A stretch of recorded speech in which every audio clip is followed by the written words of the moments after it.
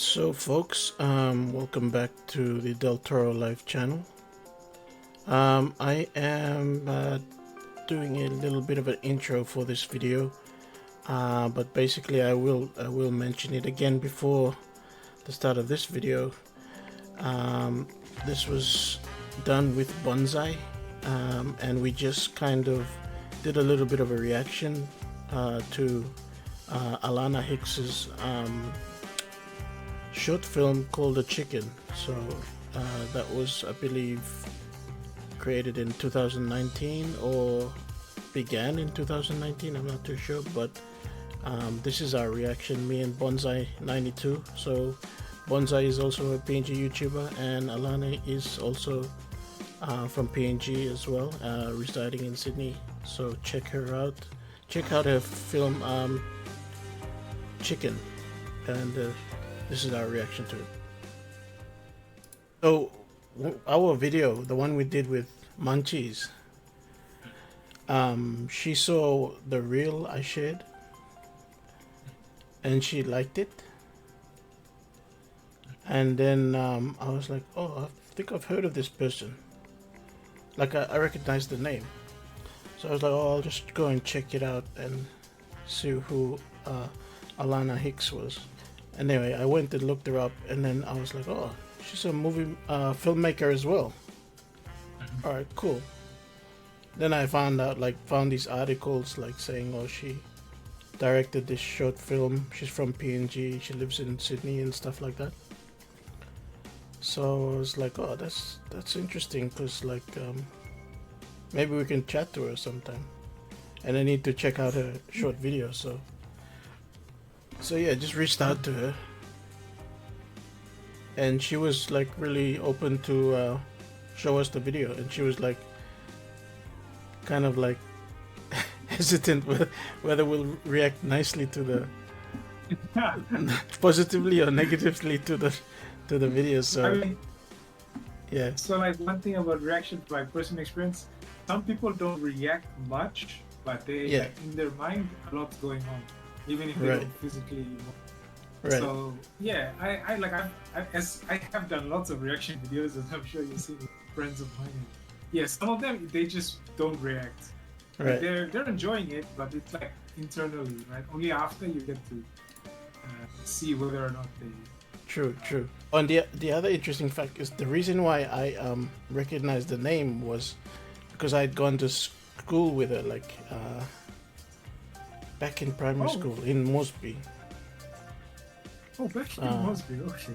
Yeah, so only for 1 year, because what happened was I long story, but I switched schools in the middle of my primary schooling, and I went to Barocco East, formerly Barocco East. It's now. Oh, I'm also from the school there. So she was there for 1 year, and then she left, I think. But it wasn't like we knew each other kind of thing. It was just like, oh yeah, I knew who she was. She was in a class, and that's it. Yeah. And then all these years later, saw the name and I recognized it. And I was like, oh, started digging and found out she created a short film. And I thought, oh, that's cool. But luckily she gave me a link and a password. So it's, we're getting special access. Yeah, exclusive access. Alright. Yeah, so let's play the film, huh, bro, and see how we go. Yeah. I'm gonna put it to full screen. Yeah.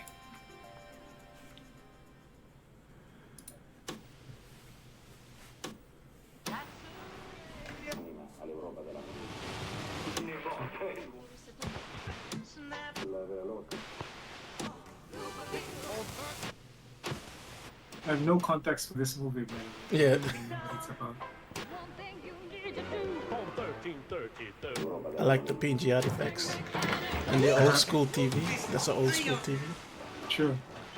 Ooh, it's raining cats and mouse. Cats and dogs. Dogs? Doesn't make sense. I saw one of your school friends at the shops. I told her She looked like the lady on the front of That's Life magazine. You know, the one that killed her husband with a toaster. Very pretty face. Hey.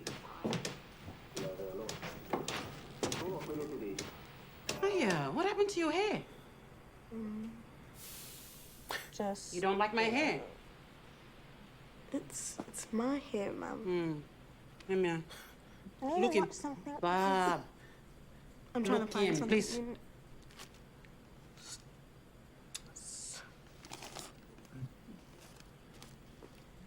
What is Shrine? Chlorine? Chicken, coconut milk, That's Life, rice, Shrine. $148. Hey, how much was the chicken? Oh no, but who served you? Bet it was that cow, Dion. Yeah, your school friend. As if she's in like year 11. Bob. Mum, can't miss this because everybody will be talking about it tomorrow. And I won't know what they're talking about. Ayo. $148. Why did you even pay for it? I don't know how much these things cost. Your school uniform costs more than a plane. A big plane.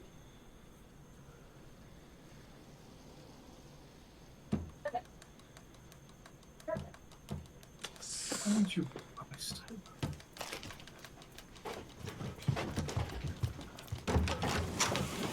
So you want more? No, I want much less.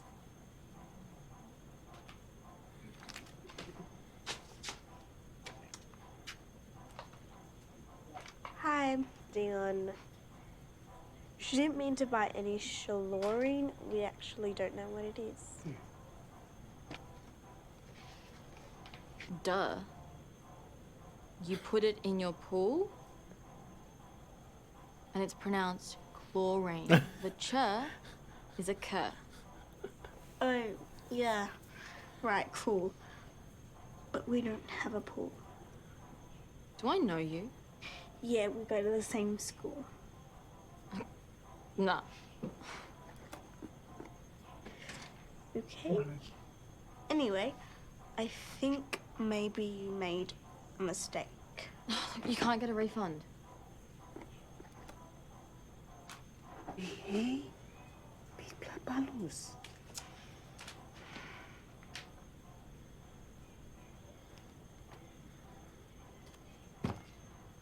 Yeah, sorry, Dion. But can we talk to your manager or something? Look, I pretty much am the manager here. Okay?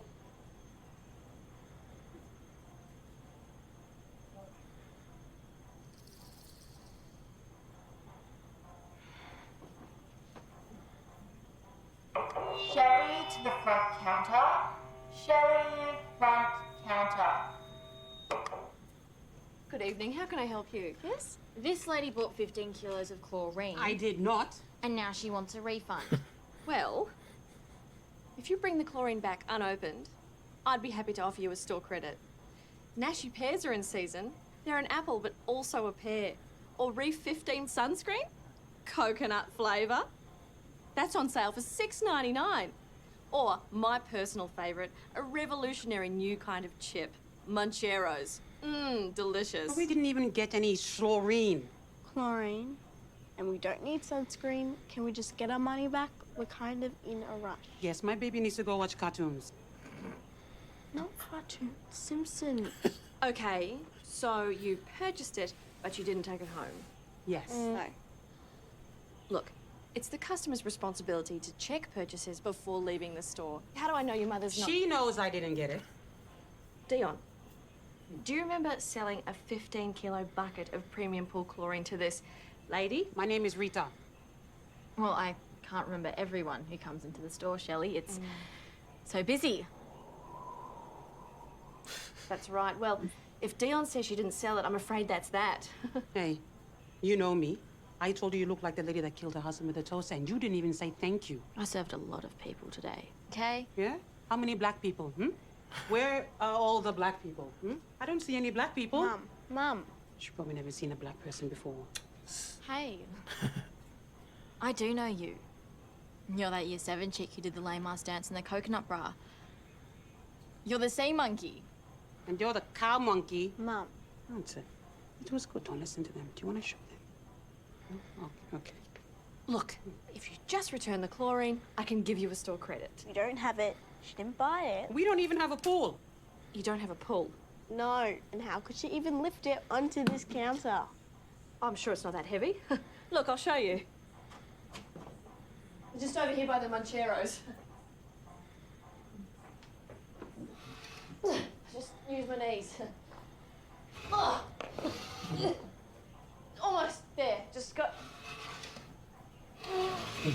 One of those buckets. Oh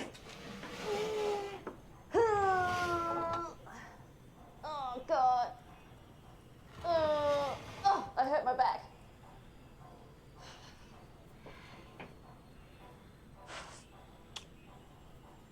That's impossible. Perhaps a mistake has been made. Hang on, do the refund.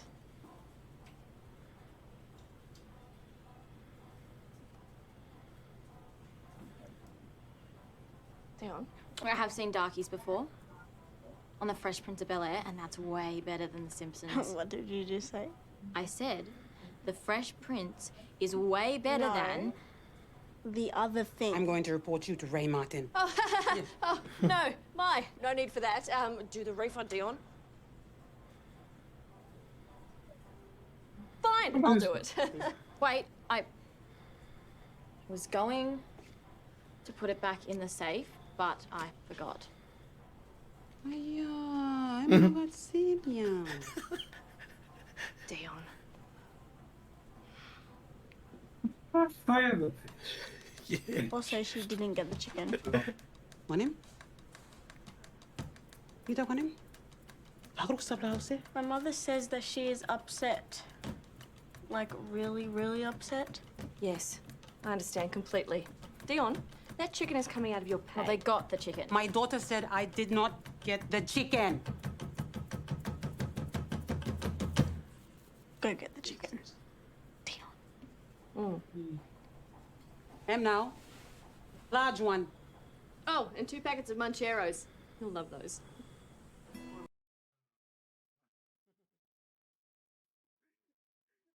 No, it's great. Sorry.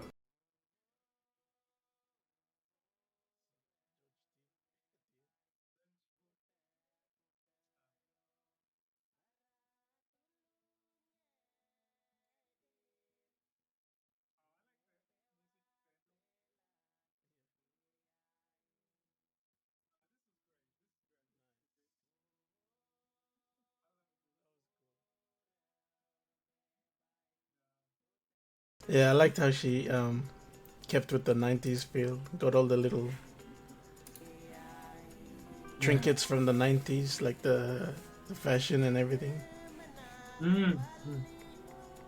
Oh, there it is. I think she put her mum in the end there. Her actual photo there. That's nice. Nice one. Yeah, so I thoroughly enjoyed that. Like it I like how sort of subtly it starts and builds up into the sort of like the floor of the story or something.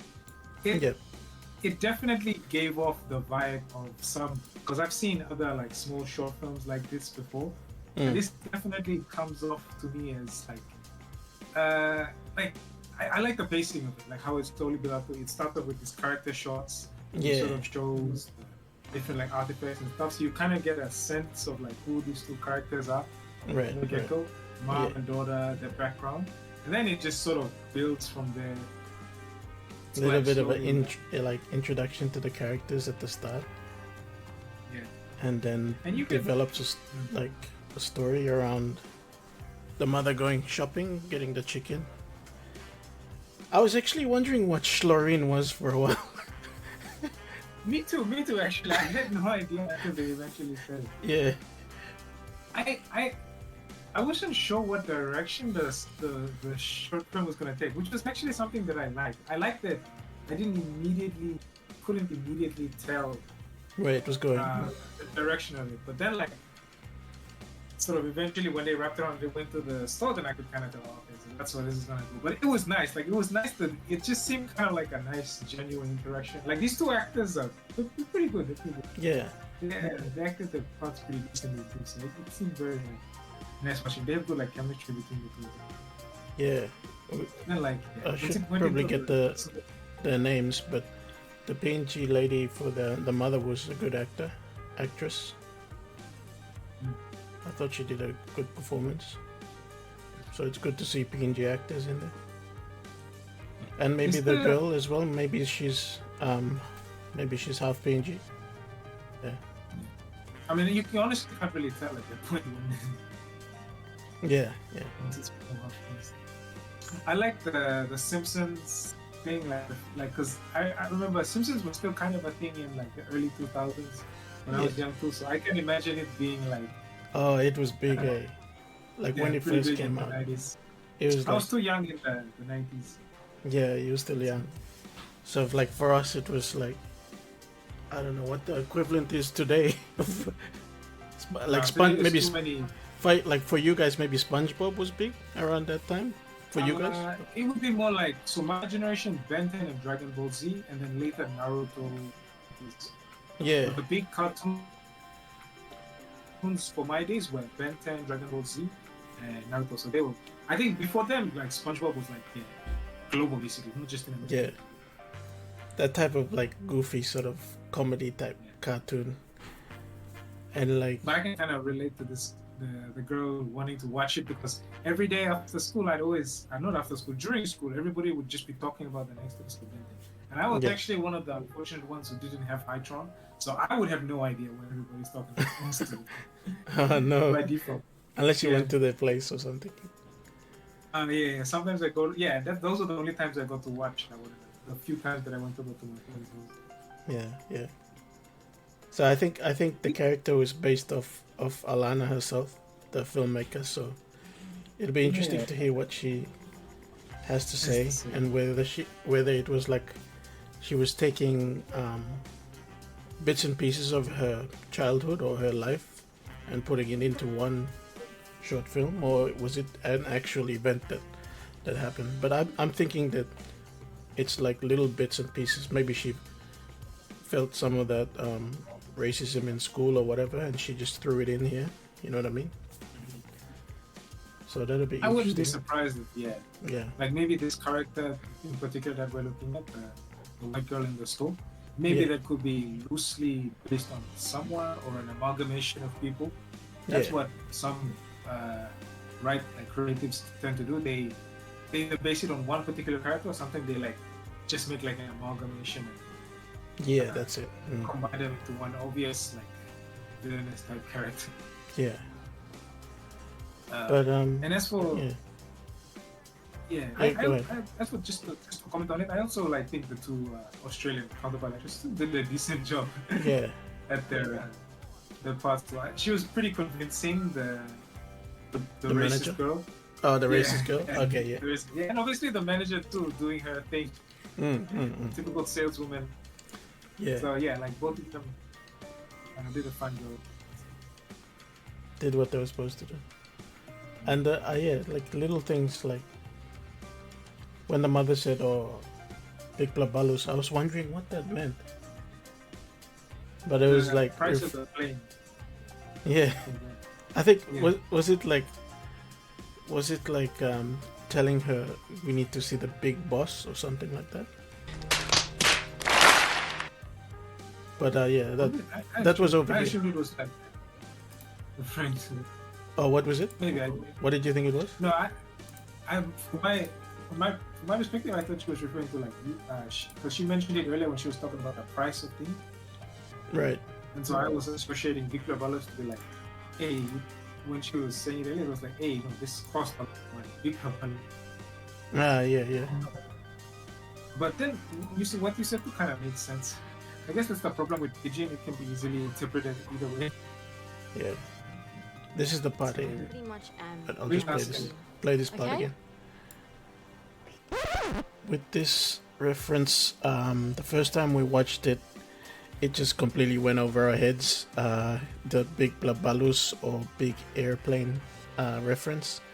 So yeah, we get it now. We get it what it meant. We get it that she spent a lot of money, and therefore they need to try and get that refund. But yeah, I just thought I'd add that in. Balloons. Yeah, so I'm still not sure. I'm still not sure. To the price or the boss? Yeah. At first, I was like, is she telling her to be a big girl, or is she telling her to get the big boss? That's another. Yeah. You know, we'll have to ask her. I think. Yeah, we'll ask Alana what that meant. That can be a question to ask. I mean, there's a lot of things in there that's like anyone can sort of relate to. I mean, for me personally, I can relate to it because I went to school in Australia too. So, but I think anyone can relate to some things. Like, for me, it was the whole cartoon thing. Yeah, that's what I'm saying. Like, a kid trying to act big, but when they go home, you know what I mean? In the eyes of others, they try to put on this show that they're grown up, and then when they go home, they get babied by their parents and watch cartoons and stuff. That's true. She kept trying to act cool in front of people. Yeah. Yeah, it's definitely like a story that has like a good decent amount of like different angles you can look at it. And it's like quite relatable. So like I enjoyed it. Yeah. I think I enjoyed the beginning part. More so because it was the part that I related to the most. Funnily enough, because of the whole cartoon segment. Yeah. Yeah, no, overall it was a good film. Good short film.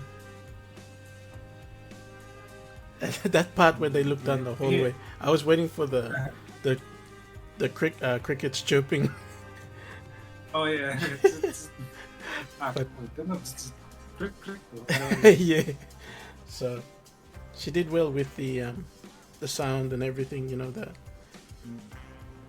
making a little bit comedic type thing, but without, you know, obvious jokes and stuff.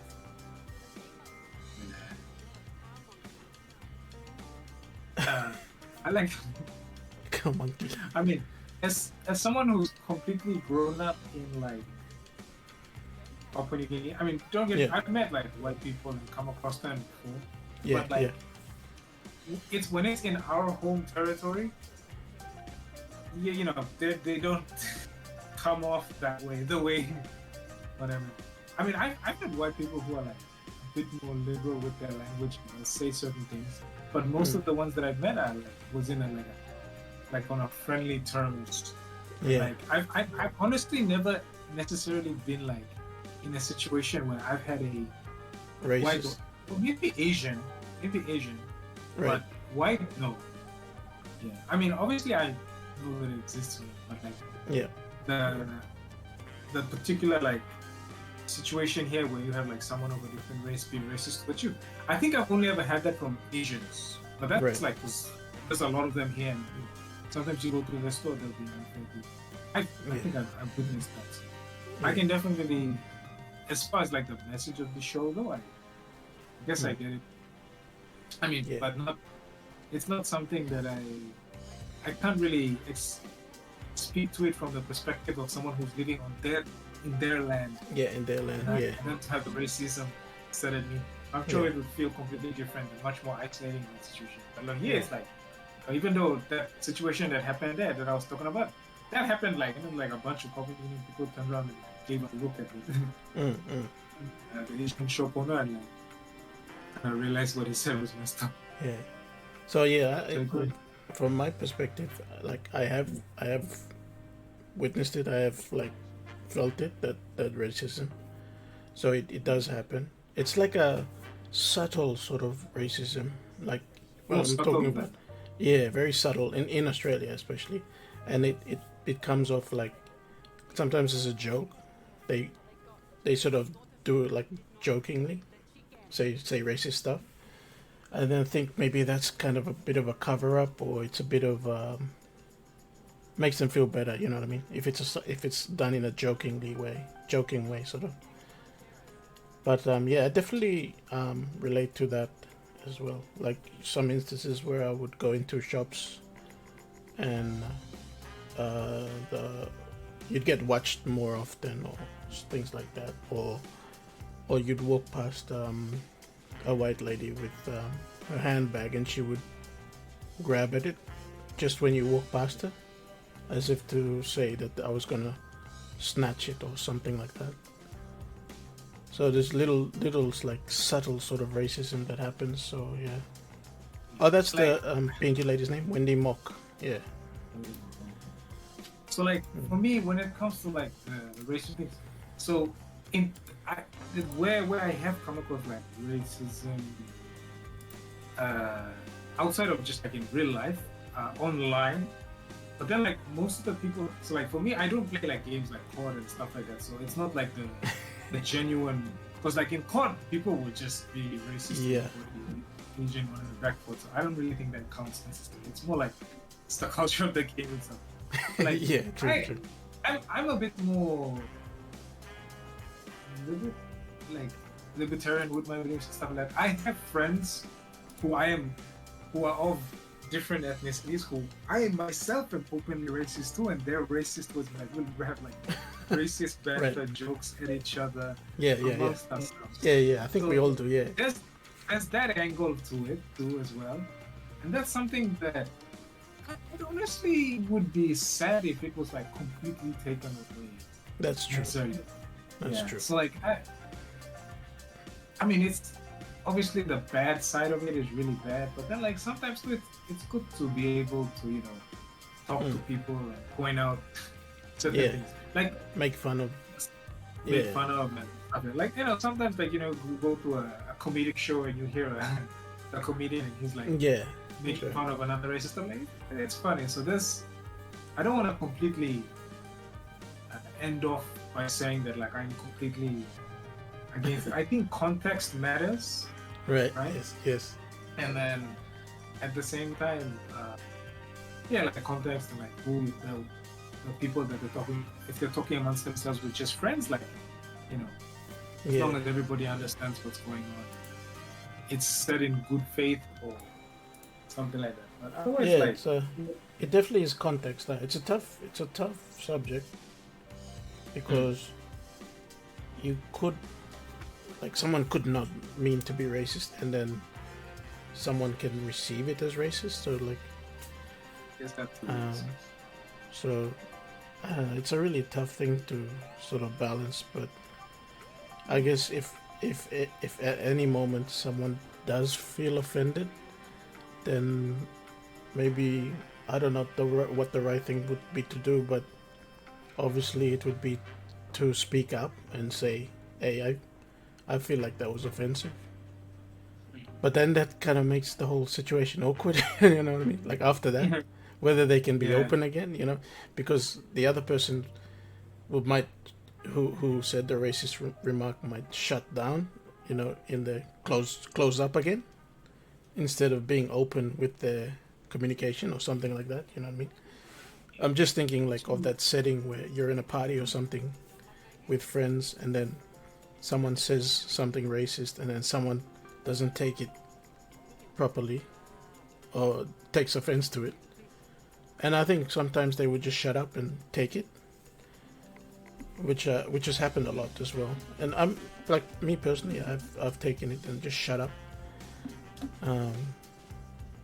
But some people react differently. Yeah, I don't know. It's too big of a topic to break that. But I think it's fine. I think we've covered all our bases as far as the discussion is. Yeah, that's true. That's true. There's a lot of nuances to it. We've more or less. And do you think she has a potential? I mean, I know she said she's going to make another film, or she's in the process of making another film. I would definitely be interested in seeing another film because the quality here is pretty good, pretty high. Honestly, it's actually better than I expected it. Yeah, I believe she won some awards for this one. Short film awards. Yeah. I'm surprised. So that's good to see in Australia, but I'm not sure if she's been probably recognized in PNG, other than those times she tried to promote it a bit when she went up to PNG. So it'd be good to see what else she comes up with. Yeah. Well, but I mean, for her first film, that's a definitely- good effort, right? Definitely, yeah. Wait, Yeah. when was this made actually? I think last year. It says 2019 here, so I don't know whether it was released in 2000 or shortly after, or maybe like last year. Because I think it was screening around Australia like last year. Alright, fam, so that does it for this video. Special thanks to Alana for helping us and giving us access to her short film. And also a special mention to the producer as well, Sleena Wilson. So thank you very much for giving us access to the short film Chicken, and we really look forward to your future endeavors. Can't wait for more films by Alana and also other PNG filmmakers. So this was first of my reaction videos, and also a special shout out to Bonzeye again for helping me react to this video and with his very intelligent commentary on the short video and other issues raised in the video. So thank you very much. Catch you in another video. Peace.